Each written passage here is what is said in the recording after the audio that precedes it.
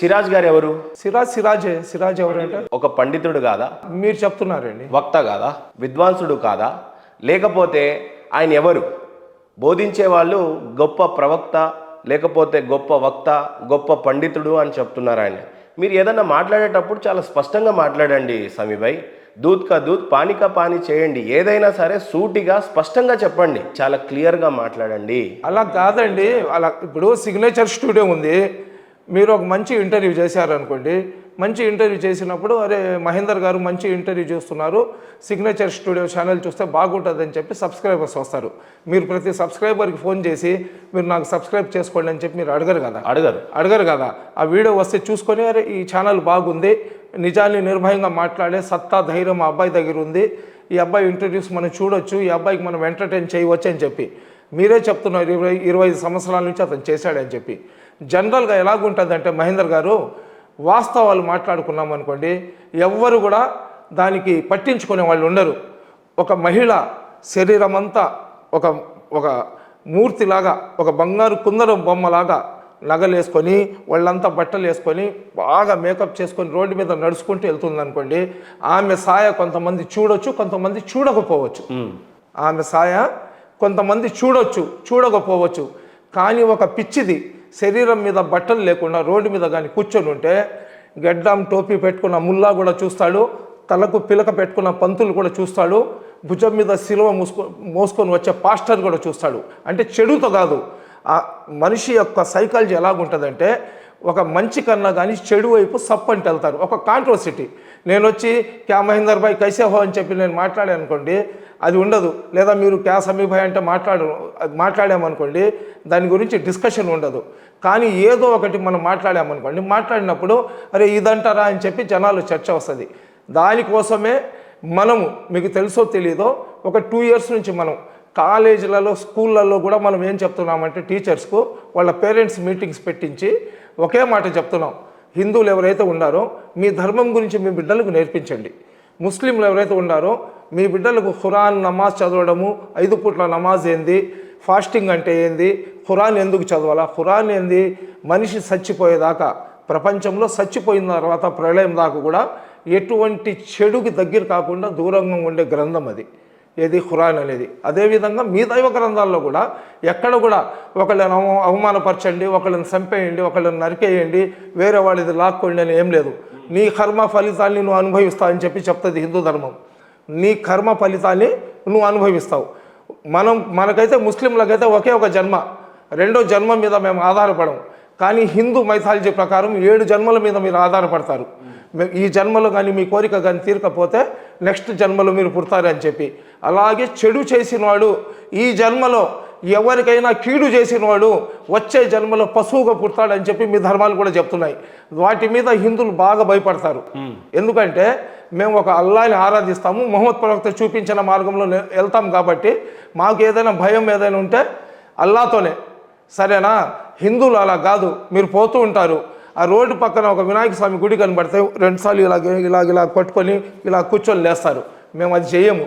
ఎందుకంటే మాకన్నా ఎక్కువ భయము, మాకన్నా ఎక్కువ పాప భీతి హిందువుల్లో ఎక్కువ ఉంటుంది. కాబట్టి హిందూ ధర్మం ఎప్పుడు కూడా ఇతరులను ఇబ్బంది పెట్టి వాళ్ళు కన్నీళ్ళు పెట్టుకుంటే నువ్వు సంతోషంగా ఉండమని చెప్పి ఏ ధర్మం కూడా చెప్పదండి. ఏ ధర్మం అయినా కానీ ఇతరులను ఇబ్బంది పెట్టమని చెప్తే అనవసరంగా, ఇక్కడ మీరు పాయింట్ నోట్ చేసుకోవాలా, మీతో మాట్లాడేటప్పుడు చాలా జాగ్రత్తగా మాట్లాడాలా. ఎందుకంటే మీరు శూన్యంలో నుంచి, ఇసుకలో నుంచి కూడా మీరు నీళ్లు తీసే రకం మీది. మీ ఇంటర్వ్యూస్ నేను చూసినాను. మా జోలికి రానంత వరకు, మనకు ఇబ్బంది పెట్టనంత వరకు ఎవరికి కూడా మనం ఇబ్బంది పెట్టమని చెప్పి ఏ ధర్మం కూడా చెప్పదు. అనవసరంగా మీకు ఎవరైనా చంపడానికి వచ్చినారనుకోండి, మీ ఆత్మరక్షణ కోసం మీరు తప్పించుకునే ప్రయత్నం చేస్తారు. సుప్రీంకోర్టులోనే చెప్పేసి ఉన్నారు, ఎవరైనా అన్యాయంగా మీకు చంపడానికి వస్తే మీ ఆత్మరక్షణలో ఎదుటి మనిషి చచ్చిపోయినా కానీ పోలీసు వాళ్ళు దాని మీద కేసు పెట్టడానికి లేదు. సెల్ఫ్ డిఫెన్స్ కోసం మిమ్మల్ని మీరు రక్షించుకోవడానికి ఎదుటి మనిషికి మీరు నష్టపెట్టవచ్చు అని చెప్పి. కాబట్టి ఏ ధర్మం కూడా అన్యాయంగా అనవసరంగా ఎవరికి ఇబ్బంది పెట్టొద్దని చెప్తుంది. మా మీద వచ్చినప్పుడు ఎంతవరకు మనం సహనం చేసుకోగలుగుతామో అంతవరకు మనం సహనం చేసుకోవాలా, ఇస్లాం ధర్మం చెప్పేది. దాని తర్వాత దాన్ని నోటితో ఆపే ప్రయత్నం చేయాలా, నోటితో లేదా చేతితో ఆపే ప్రయత్నం చేయాలా. ఈ రెండు మనం చేయలేని పరిస్థితుల్లో హిజ్రత్ చేసి వెళ్ళిపోవాలి, అక్కడి నుంచి మనం వెళ్ళిపోవాలి. అది మాకు ఇస్లాం ధర్మం నేర్పించింది. కాబట్టి ఏదైతే మీ ఇంటర్వ్యూలో మనం కొన్ని చూసినామో దాని మీద ఒక రకమైన బ్యాడ్ మెసేజ్ పోతుంది జనాల్లో. ఏందయ్యా ఒక ధార్మిక, మీరు అక్కడ ఇంట్రడక్షన్ ఏమని ఇచ్చారు, ధార్మిక పండితులు ఈయనంటే ఎవరు తెలియని వాళ్ళు ఉండరు, రకరకాలుగా ఆయన చేశాడు ఇది చేశాడు అని చెప్పి. అలాగే ఆయన వీడియోస్ ఆయన అట్రాక్షన్ని చూసి కొంతమంది అతనికి ఫాలోయింగ్ ఉండొచ్చు. నాకన్నా బ్రదర్ సిరాజ్కి 1,00,000 రెట్లు ఇస్లాం గురించి తెలుసు అతనికి. నేను 1% అయితే సయ్యద్ సమీ హుసేని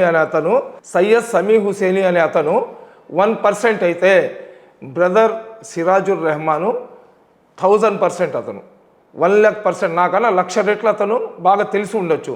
అంత తెలిసిన వ్యక్తి కూడా తప్పు ఎందుకు చెప్పాడు, అతను కావాలని చెప్పాడా లేదా మీరు కావాలని చెప్పించుకున్నారా అనేది తేల్చడానికి నేను వచ్చింది. రైట్, మీరు అంటుంది ఏంటి, సిరాజ్తో కావాలని నేను చెప్పించాను అనేది మీరు అంటున్నారు. సిరాజ్ ఏమంటున్నాడు, నేను మాట్లాడేటప్పుడు నాకు కొద్దిగా జ్వరం వచ్చింది, నా థ్రాట్ బాగాలేదు అని అంటున్నారు. ఇప్పుడు సూటిగా చెప్పాలంటే మీరు నా మీద బురద జల్లుతున్నారు. మీ వెనకాల ఇప్పుడు 4 వచ్చారు, అలాగే మొన్న సిరాజ్ వెనకాల కూడా 2-3 వచ్చారు. ఇప్పుడు వాళ్ళు దానికి సాక్ష్యం. ఈరోజు మీరు కూడా ఏమన్నా తప్పుగా మాట్లాడినా కూడా వీళ్ళు 4 సాక్ష్యం. ఇక్కడ నేనేదో ఆయన చిన్నపిల్లోడు, ఈ లడ్డు తిను, నీ తర్వాత నీ కళ్ళు తిరుగుతుంది, నేను చెప్పినట్లు చెప్పు అని ఏదో ధూపం ఇచ్చేసి నేను చెప్పమంటే చెప్పే స్థాయి ఆయనది కాదు సమీభాయ్. ఏదన్నున్నా నా మీద బురద చల్లటం బాగుంది, నేను తూడ్చుకోవటం బాగుంది, కానీ బట్ వాస్తవానికి జరిగినది ఏంటో స్పష్టంగా తెలుసుకోవడానికి మీరు వచ్చారు. ఆ కార్యక్రమంలో ఉండండి. నాది ప్రశ్న, మీది జవాబు. ఓకే, అది మీ ఇద్దరి అండర్స్టాండింగ్ మీద ఉంటుంది. రైట్ సమీభాయ్, ఇక్కడ చాలా స్పష్టంగా ఏం చెప్తున్నారు అని అంటే, ఏదేమైనా మీ వాళ్లకు మీరే వకాలత్ ఇచ్చుకున్నట్టుంది తప్పితే కానీ ఎక్కడ కూడా న్యాయబద్ధంగా మాట్లాడుతున్నట్టుగా అయితే కనపడట్లేదు. దయచేసి నేను అడిగిన ప్రశ్న చాలా స్పష్టంగా చాలా సూటిగా ఆయన అడిగిన విషయం ఏంటంటే, సున్నతి అనేది ఆయనకి ఎందుకు వర్తిస్తుంది ఆ ప్రశ్న అంటే, బేసిక్గా ఒక తెలుగు ఆయన ఒక హిందుత్వాన్ని పుచ్చుకున్నటువంటి వ్యక్తి ఇస్లాంలో మారుతున్నప్పుడు ఖచ్చితంగా ఈ రకమైన సున్నతి చేసుకుంటారు అండి. కామన్, నా ఫ్రెండ్స్, మీరు కూడా నా ఫ్రెండే. ఇది చాలా చిన్న విషయం. ఆ విషయాన్ని నేను అడగటంలో తప్పే లేదు. ఒక బైబుల్ చదువుకున్న సోదరుడు బాప్తిసం ఏ రకంగా తీసుకుంటారు, ఎందుకు తీసుకుంటారు? హిందువుగున్నా ముస్లింగున్నా ఎవరైనా సరే క్రిస్టియానిటీని పుచ్చుకున్నప్పుడు బాప్తిసం తీసుకొనే మతాన్ని మార్చుకుంటారు. ఆ రకంగా నేను అడగటం అనేది జరిగింది. అది స్పష్టమా కాదా? సున్నతి అనేది నిజంగా అంత ప్రాధాన్యత సందర్శించుకున్న ప్రశ్ననే. మీరేమంటారు అసలు సున్నతి గురించి అడిగితే? డైవర్ట్ కాకుండానే చెప్తున్నానండి. మీరు హైదరాబాద్లో ఉన్నారు, సరేనా? మీ ఇల్లు కూడా ఎక్కడ ఓల్డ్ సిటీ ఏరియాలో ఉంది. ఓల్డ్ సిటీ ఏరియాలో ఉన్న, న్యూ సిటీ ఏరియాలో ఉన్న, యాడైనా కానివ్వండి, మనం భారతదేశంలో ఉన్నాము.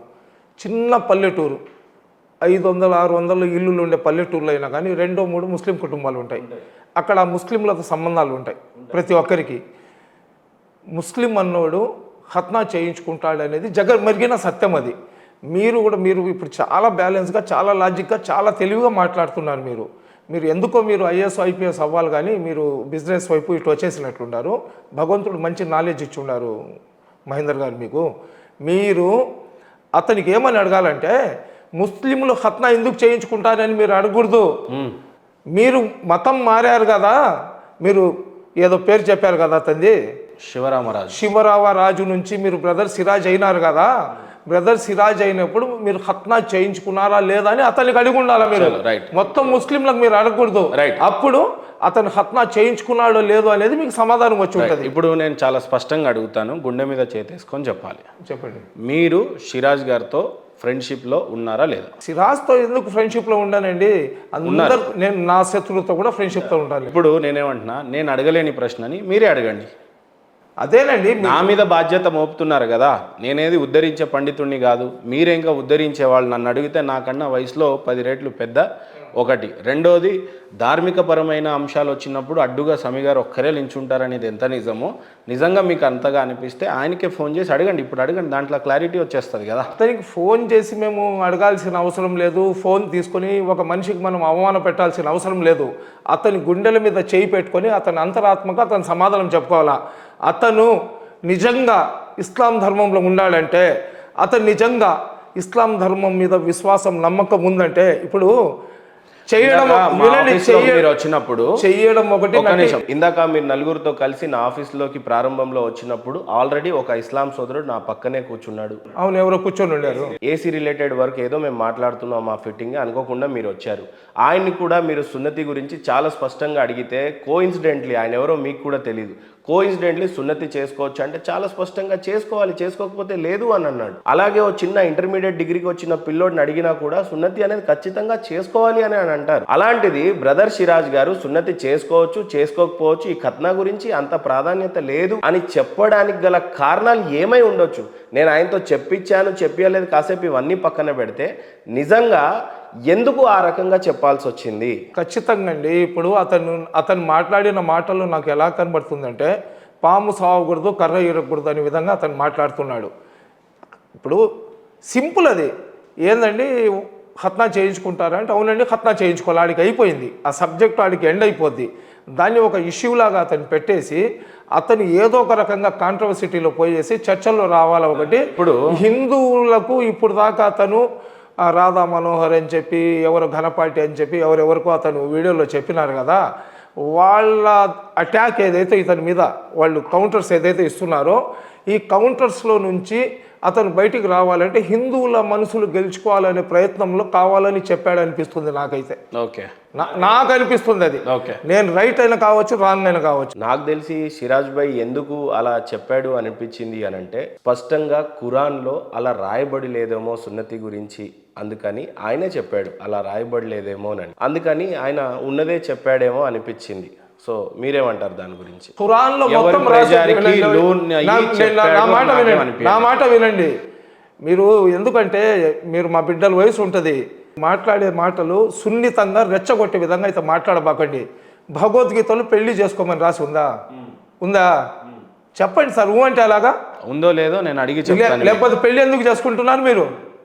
భగవద్గీతలో పెళ్లి చేసుకోమని రాసి ఉంటే ఉంటుంది, పురాణాల్లో రాసి ఉంటుంది. ఒక వ్యక్తి, ఒక మహిళ, ఒక పురుషుడు వివాహం చేసుకుంటేనే కదా వాళ్ళ సంతానం వచ్చేది, వాళ్ళ వంశం ముందుకు వెళ్ళేది. ఖురాన్లో కూడా పెళ్లి చేసుకోమని ఉంది, పెళ్లి చేసుకోమని ఉంటుంది, కానీ సంసారం ఎలాగ చేసుకోవాలని ఉండదు. సరే సమీ గారు, ఏదేమైనా సరే స్పష్టంగా నేను ఎర్లీ మార్నింగ్ లేచి కష్టపడే వ్యక్తిని, నాకంటూ చిన్న చిన్న బిజినెస్లు ఉన్నాయి, అలాగే మీకు కూడా బిజినెస్లు ఉన్నాయి, మీ భుక్తి కోసం మీరేదో కష్టపడుతున్నారని క్లియర్గా విశ్వసించే వ్యక్తిని నేను.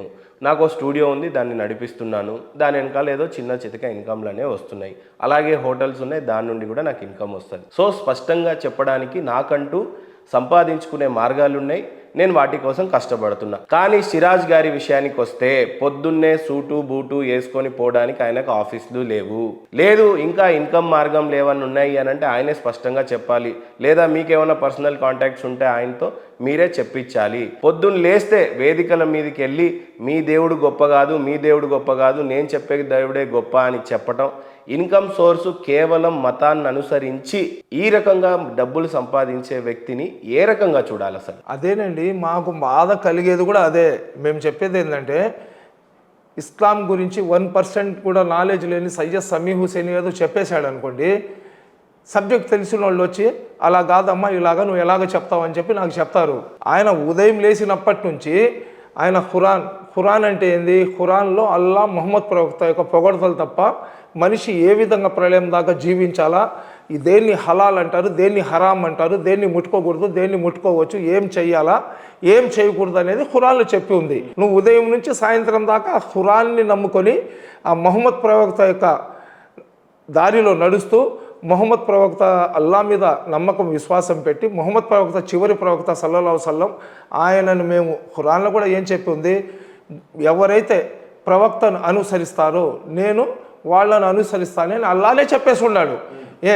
అటువంటి దాంట్లో ఉదయం నుంచి సాయంత్రం దాకా మునిగి తేలేవాడివి నువ్వు తప్పు చెప్పావు కాబట్టి మేము రగిలిపోతున్నాం. ఎవరో దారిన పోయే చిన్న మస్తానో పెద్ద మస్తానో షేక్ కాలేషాను సయ్యద్ మహాబాషాను చెప్పేస్తుంటే మాకు ఇబ్బంది కాదు. చెప్పింది ఏంటంటే 20 సంవత్సరాల నుంచి ఖురాన్ గ్రంథాలు హదీస్లను నేను మొత్తం గొడవసేసి ఉన్నాను, అంతటితోనే నేను ఆగకుండా పురాణాలు ఎదురువేగులు ఉపనిష్పత్తులు అవి చదివేసి ఉన్నాను, క్రిస్టియానిటీలో న్యూ టెక్స్ట్మెంట్ ఓల్డ్ టెక్స్ట్మెంట్లు అన్నీ నేను చదివేసి ఉన్నాను, మొత్తం దాంట్లోనే ఏదో చెప్పేసి ఉంది అని చెప్పి అతను చెప్తున్నాడు. ఓకే, ఎందుకంటే అది మేము చదవలేదు కాబట్టి దాని గురించి నేను కాంట్రవర్సిటీ మాట్లాడదలుచుకోలేదు. ఖచ్చితంగా దాంట్లో చెప్పి ఉన్నారు కాబట్టి అతను చెప్తాడు అనుకుందాం, ఓకేనా, వాదన కోసం. అంత తెలిసినోడివి నువ్వు ఏదైతే బేసిక్ ఫండమెంటల్ ఉందో, ఇప్పుడు నేను సూపర్ డ్రైవర్ అండి, నేను అమెరికాలో రేస్ గెలిచినాను, నేను జర్మనీలో రేస్ గెలిచినాను, హిమాలయలో రేస్లు గెలిచా అని చెప్పి నేను మీతో చెప్పుకొని మీరు కార్ తాళం ఇస్తే ఇగ్నిషన్లో పెట్టి స్టార్ట్ చేయడమే రానప్పుడు నేను డ్రైవర్ కాదని మీరు అనుకుంటారు. అది మీరు డిసైడ్ చేసుకోవాలా. ఈ ప్రశ్న చాలా సున్నితమైంది. కారణం ఏంటంటే పార్లమెంట్లో కూడా మొహమ్మద్ ప్రవక్త వారి గురించి సున్నితమైన విషయాలను వక్రీకరించి మాట్లాడితే సెంట్రల్ మినిస్టర్లని కూడా సస్పెండ్ చేసిన పరిస్థితులు చూసాం. సో ఇలాంటి సున్నితమైన ప్రశ్నని చాలా నేరుగా చాలా స్పష్టంగా నేను ఆయన బ్రదర్ సిరాజ్ గారిని అడగడం జరిగింది. ఏమని అడిగాను అని అంటే, మొహమ్మద్ ప్రవక్త వారు చివరి ప్రవక్త, ఆయనే మీ యొక్క కులదైవం అంటే తెలుగులో అంటానులే కానీ, బట్ మీ ఇస్లాంని చాలా చక్కగా చాలా దేశాల పట్ల మిమ్మల్ని అందరిని ఒక దాటి మీదకి తీసుకువచ్చి ఒక దేవుడిని పరిచయం చేసిన వ్యక్తిగా చెప్తూ ఉంటారు. అలాంటి ప్రవక్త వారిని నమ్మితేనే స్వర్గం అని రాసుంది, కానీ ఆయన నమ్మినా నమ్మకపోయినా స్వర్గానికి వెళ్తారు అని చెప్పారు. అలా ఆ ప్రశ్నను అడగడానికి కారణం ఏంటంటే, యాజ్ ఎ జర్నలిస్ట్గా చాలామందికి కొన్ని విషయాలు తెలియకపోతే తెలుసుకుంటారు అని అడగటమే నా యొక్క కోణం. కారణం ఏంటంటే, మొట్టమొదటిసారి బ్రదర్ సిరాజ్ గారు అలియాస్ శివరామరాజు గారు, యాదగిరి గారు, మల్లేష్ గారు, ఇట్లా రకరకాల పేర్లు ఉన్నటువంటి మా హిందూ సోదరుడు ఇస్లాంకి మారడం జరిగింది. ఎందుకు మారాడు అనేదే పెద్ద క్వశ్చన్. ఎందుకంటే ఈ భారతదేశంలో మౌలానా అబ్దుల్ కలాం ఆజాద్ గారు అఖండ భారత్ని కోరుకున్నటువంటి మొట్టమొదటి ఇస్లాం సోదరుడు ఆయన ఎవరో కాదు, భారతదేశానికి ఎడ్యుకేషన్ మినిస్టర్గా 9 సంవత్సరాల పాటు చేశాడు. ఈ భారతదేశం 4 ముక్కలుగా విడిపోవడానికి ఏమాత్రం కూడా ఆయన అంగీకరించలేదు. కలిసిమెలిసే ఉండాలి అని చెప్పి బలంగా కోరుకున్నటువంటి మౌలానా అబ్దుల్ కలాం ఆజాద్ గారు అనేక రాష్ట్రాలు తిరిగారు. ఆ రోజున పంజాబ్, బీహార్, ఒరిస్సా, తర్వాత అనేక ప్రాంతాలకి తిరిగి ఈ దేశం ముక్కలు కాకూడదు అని కోరుకున్నటువంటి గొప్ప నాయకుడు ఆయన. అలాంటి అఖండ భారతదేశంలో మాకు కలిగినటువంటి బాధ ఏంటంటే, మా సోదరులు మతం మార్చడం పక్కన పెట్టండి, ఈయన స్వయంగా హిందూగా ఉండి మతం మార్చుకోవడానికి గల కారణాలు ఏదో ఒకటి అట్రాక్ట్ చేసి ఉండాలి కదా. ఆ అట్రాక్షన్లో మొట్టమొదటిసారి చివరి ప్రవక్త ఎవరు? మొహమ్మద్ ప్రవక్త వారే. ఆయన నమ్మితేనే స్వర్గం ఉంటుంది అనేటువంటి ప్రశ్నని నేను చాలా సూటిగా, చాలా స్పష్టంగా, చాలా సున్నితంగా అడగటం జరిగింది. కానీ ఆ రకంగా ఆయన సమాధానం చెప్పటం అనేదే నాకు ఏ కోసం మేరన కూడా అర్థం కాలేదు. మీరు ఏ రకంగా చూస్తారు దాన్ని? అతను ధార్మికంగా నాకు ఏదైతే బేసిక్ ఫండమెంటల్ అది, మొహమ్మద్ ప్రవక్త అష్హదు లా ఇలాహా ఇల్లల్లా మొహమ్మద్ రసూలుల్లాహ్ సల్లల్లాహు అలైహి వసల్లం అది కానీ చెప్పకపోతే వాడు ముస్లిమే కాదు. నువ్వు సిర్ఫ్ లా ఇలాహా ఇల్లల్లా అల్లా ఒక్కడే అని చెప్పామనుకోండి, వాడు ముస్లిం కాదు. లా ఇలాహా ఇల్లల్లా అని చెప్పేవాళ్ళు చాలామంది ఉన్నారు. ఇస్లాంలో 73 ఫిర్ఖాలు వస్తాయని చెప్పి మొహమ్మద్ ప్రవక్త గారు చెప్పారు. ఎవరైతే చివరి ప్రవక్తను అనుసరిస్తారో, చివరి ప్రవక్త మొహమ్మద్ ప్రవక్త సల్లల్లాహు అలైహి వసల్లం దానికి నేను సాక్ష్యం ఇస్తున్నానని చెప్తాడు, వాడే ముస్లిము. ఇతను ప్రవక్త గురించి ఇతని మనసులో ఏముందో, లేదా వేరే ఇప్పుడు ఇజ్రాయిల్ కంట్రీ వాళ్ళు ఒక పెద్ద కుట్ర ఒకటి చేస్తున్నారు. ఇజ్రాయిల్ కంట్రీ వాళ్ళు ఏంటంటే, అక్కడ ఏదైతే ఆ మసీద్ వివాదం జరుగుతుందో, బైతుల్ ముఖద్దస్ అంటారు, ఆ జెరూసలంలో ఏదైతే ఇప్పుడు అంతా జరుగుతుంది కదా, అక్కడ అది ఆక్రమించుకోవాలంటే ముస్లింల మనసులో నుంచి మొహమ్మద్ ప్రవక్త మీద ఉన్న ప్రేమను తగ్గించాలని చెప్పి వాళ్ళు దాదాపు 400-500 సంవత్సరాల నుంచి ఒక అండర్ గ్రౌండ్ వర్క్ జరుపుతున్నారు. ఎవరైతే ఈ ఇస్లాంలో ఉన్న పెద్ద పెద్ద ధార్మిక పండితులను లోపరుచుకోవడము, కొంతమందిని వీళ్ళే తయారు చేసి ధార్మిక పండితుల్లాగా పంపించి మొహమ్మద్ ప్రవక్త మీద ప్రేమ తగ్గించి, అనౌజుబిల్లాహి మొహమ్మద్ ప్రవక్త లేడు, అతను కూడా మాలాంటి మనిషే కాదని చెప్పి ఇట్లాంటి మాటలు చెప్పించడం, వాళ్ళని జనాలు బట్టలు మీరు సృష్టించబడ్డ సిరాజ్ అంటున్నారా? అట్లాంటి వాళ్ళు చెప్పిన మాట చెప్పాడంటే అదే కదా.